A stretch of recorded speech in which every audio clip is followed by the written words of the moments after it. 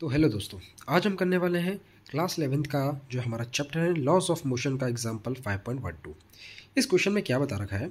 इसमें बता रखा है कि a wooden block of mass 2 kg rest on a soft horizontal floor. ठीक है, तो यहाँ पर आप देख सकते हो, यहाँ पे मैं दोनों केसेस यहाँ पे बता देता हूँ। यहाँ पर पहले बता रखा है कि एक सॉफ्ट आपके पास सरफेस है, हॉरिजॉन्टल सरफेस। ठीक है, इस पर एक ब्लॉक रखा हुआ है जिसका कुछ मास दे रखा है। ठीक है, अच्छा, सॉफ्ट हॉरिजॉन्टल सरफेस की मैं एक बात बता देता हूँ। सॉफ्ट हॉरिजॉन्टल सरफेस में अगर कोई मास रखते हैं या हैवी लोड रखते हैं तो उसमें वो जो सरफेस है वो थोड़ी सी क्या हो जाती है, टेढ़ी हो जाती है, उसमें हल्का सा चेंज आ जाता है, वो हल्की सी बेंड हो सकती है। अगर आप हैवी लोड रखेंगे तो शायद नीचे को झुक सकती है ना।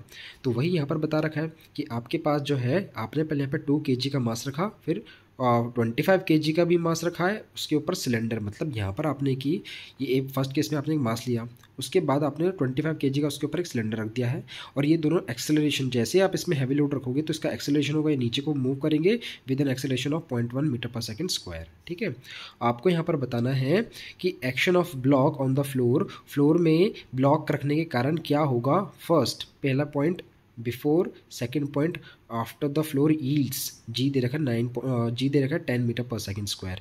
तो आपके पास क्या बता रखा है? फर्स्ट केस बिफोर यील्ड, मतलब पहले अगर सरफेस पे अगर आप हैवी लोड रखोगे तो उसमें चेंज आएगा, इसको यील्ड बोलेंगे। तो चेंज आने से पहले इस केस में क्या होगा, ठीक है।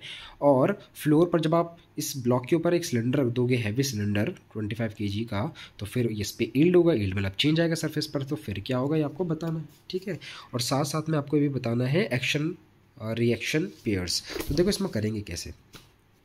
देखो, सबसे पहले आपके पास एक सरफेस है, इसमें आपने मास रखा है 2 kg का। ठीक है, और यहाँ पर जो सेकंड केस है, यहाँ पर जो ब्लॉक रखा हुआ है उसके ऊपर एक सिलेंडर रखा हुआ है 25 kg का, इसका मास हम M1 मानते हैं, इसका मास M2 मानते हैं। देखो, वेट के कारण नीचे फोर्स लगता है कितना, mg, तो इसका मास तो M1 है, तो वेट के कारण फोर्स लगेगा M1g। नॉर्मल रिएक्शन ऊपर लगेगा बिल्कुल, तो वो कितना लगेगा, जितना वेट के कारण फोर्स नीचे लगेगा उतना ही रिएक्शन फोर्स ऊपर लगेगा, इसको हम नॉर्मल रिएक्शन बोलते हैं, जिसे आप N या R से डिनोट कर सकते हो। तो फर्स्ट केस पर क्या हो जाएगा आपके पास, देखिए, जो फोर्स लगेगा आपके पास वो कितना होगा। देखो, नॉर्मल रिएक्शन आपको पता है ना, जो वेट है आपके पास, जितना वेट नीचे लगेगा, वेट के कारण फोर्स नीचे लगेगा, उतना ऊपर लगेगा।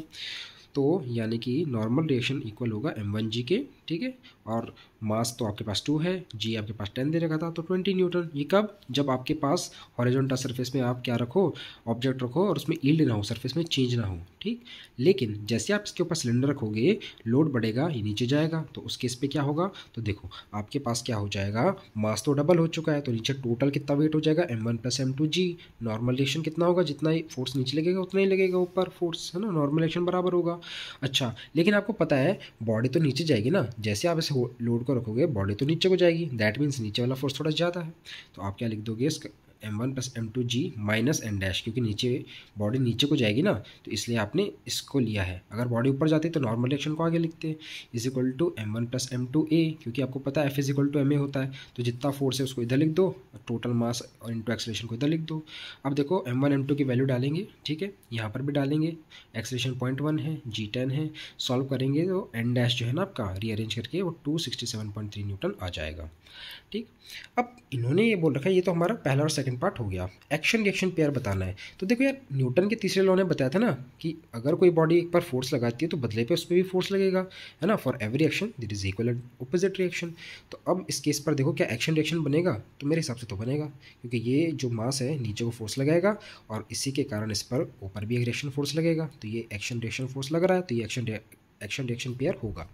इस पर देखो, इस टोटल मास के कारण क्या नीचे को फोर्स नहीं लग रहा है, बिल्कुल लग रहा है ना, देखो वेट के कारण, तो ऊपर नॉर्मल रिएक्शन में तो लग रहा है, तो एक्शन रिएक्शन फोर्स तो इधर भी लग रहा है, तो यानी ये भी तो होगा। ठीक है, तो बस थैंक यू, और हम ऐसी वीडियोस बनाते रहेंगे।